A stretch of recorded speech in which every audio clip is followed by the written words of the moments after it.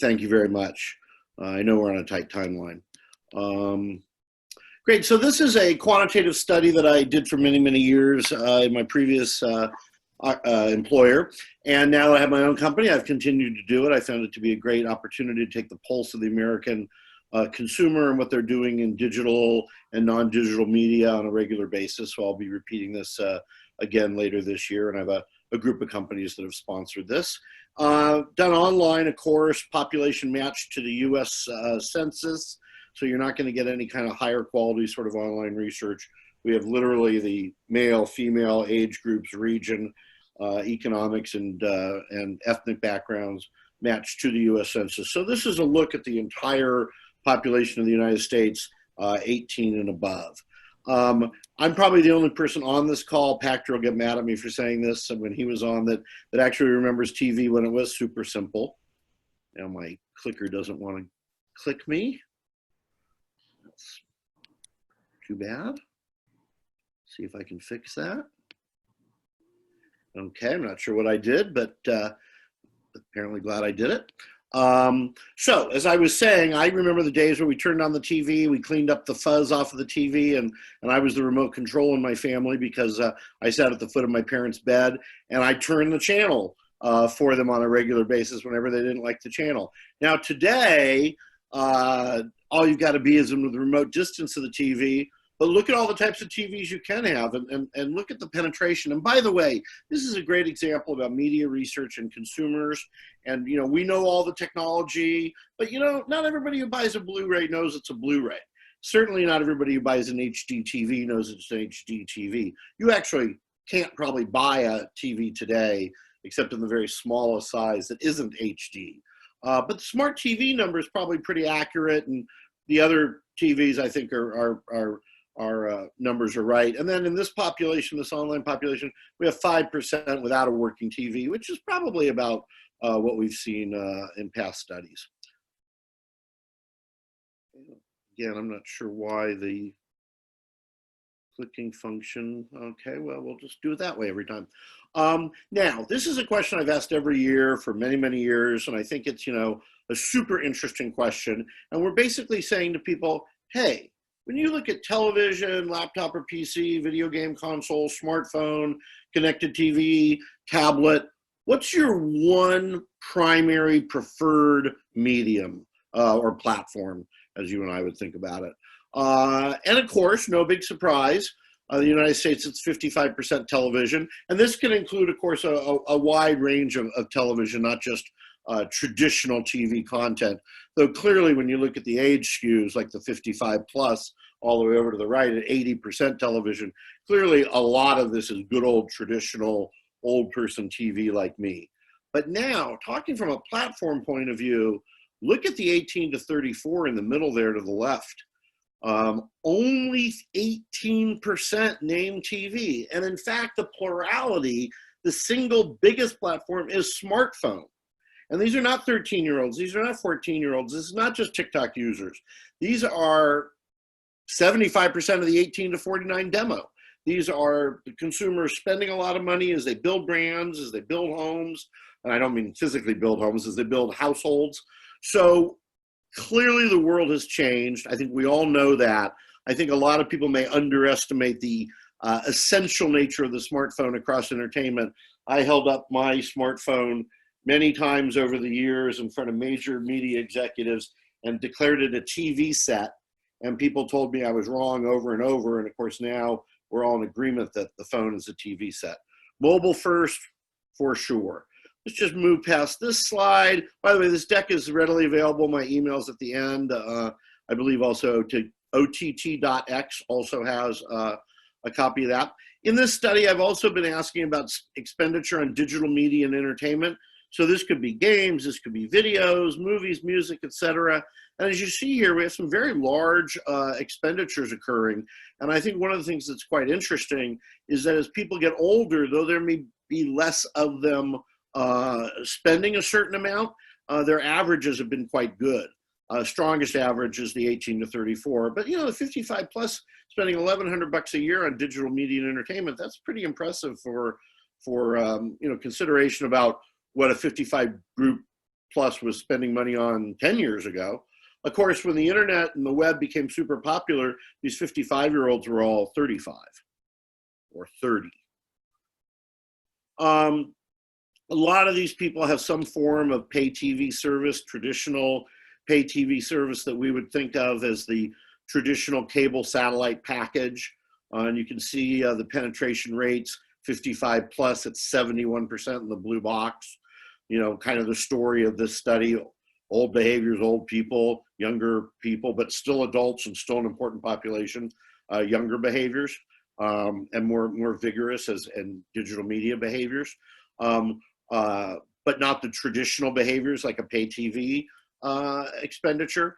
So, and by the way, these numbers for the general population of the country as a whole at 58%, these are, you know, significantly off the numbers that were being reported. And by the way, very similar to what the companies are reporting themselves.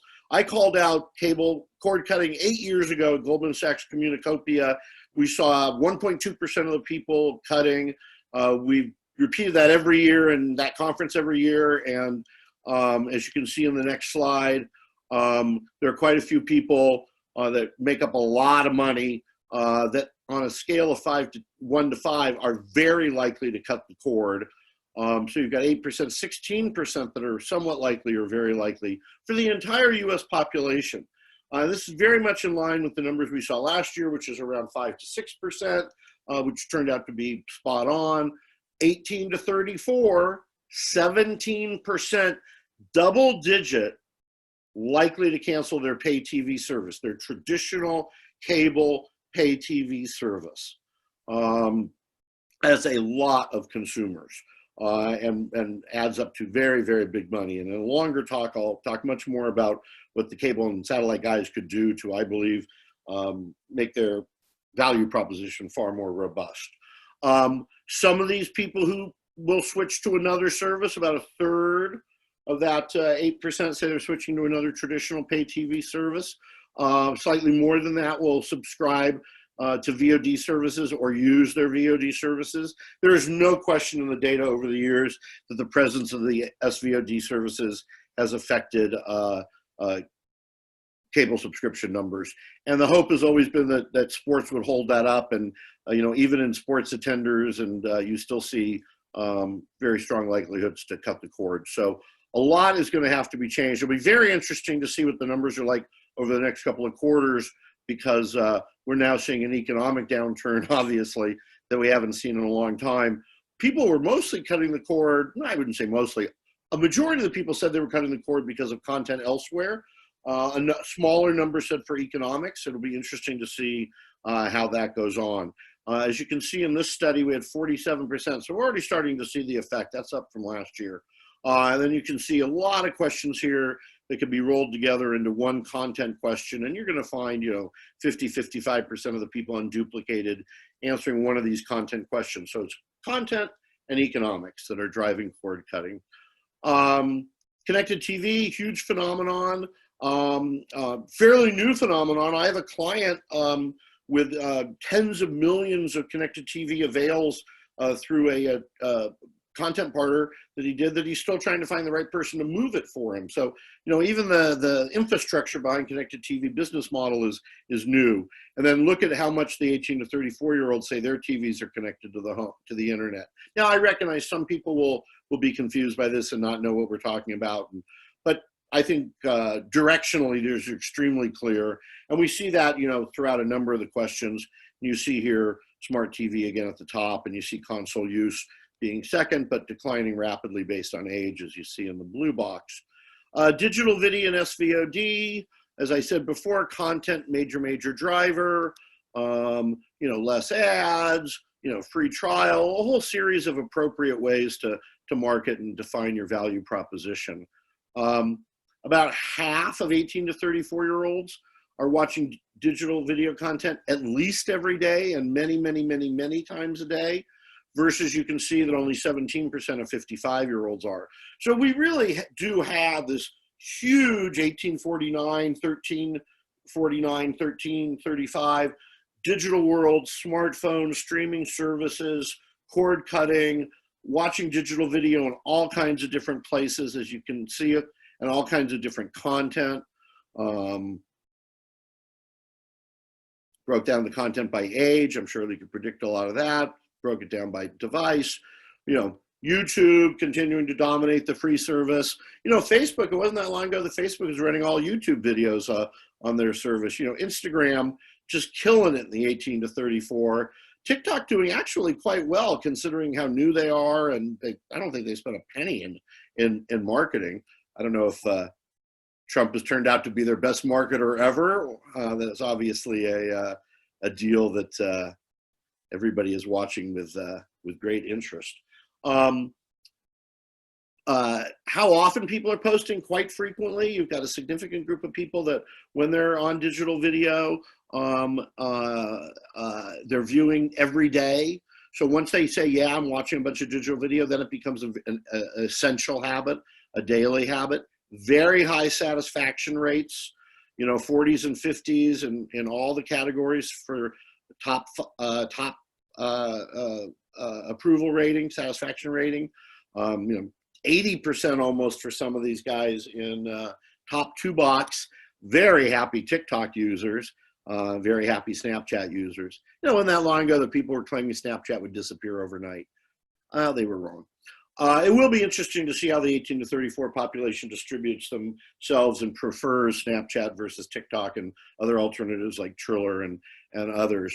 Additional services, average person's household subscribes to 2+, a little bit more than 2 of these SVOD services. You can see here the different age groups, and you know, 55-year-olds are pretty much done. As Michael Pachter said earlier today, you know, we're not getting the kind of additional services that we were getting before. So more offerings, people are getting satisfied with their 2-3 services, but still room for, in my opinion, probably one more big winner. Obviously Disney has just, you know, killed it. By the way, we asked this question, assuming most people already had Netflix, which Michael talked about earlier, which is a safe assumption. We wanted to see what they were going to add of the new services. Let's see, a little bit of data in here for you on live streaming. As you know, esports has made live streaming very big. A lot of other things, though, that people are following in live streaming. Definitely a gigantic movement forward, the live streaming area. And I'm going to stop here and see if we have any questions. This starts to go more into social media, smartphones, other areas that I know a lot of you are very interested in, but are not dead down the middle of my talk regarding TV and video. So let me try to get out of this and see if... So those of you who have questions, just drop them into the question bin. Also, I'd invite anybody who wants to be brave. You can raise your hand. There's a little hand raise button down there, and you can raise your hand and we'll call on you, and we'll give you the microphone. And otherwise, I might get you back on schedule a little bit. Heaven really forbid, appreciate everybody's time and attention. I hope you found this somewhat useful. Happy to provide copies of this. Eric and Mike Fisher have copies. Want to thank Mike and Eric for having me. I love these guys. Miss you in Vegas. Shall we put you back in the driver's seat, Eric? That's fine. Thanks a lot, Michael. Terrific talk. I wonder